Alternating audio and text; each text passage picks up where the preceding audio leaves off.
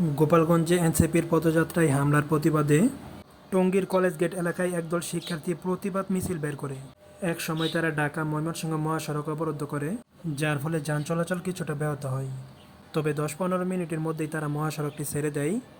এ সময় শিক্ষার্থীরা শেখ হাসিনা বিরোধী বিভিন্ন ধরনের স্লোগান দিতে থাকে।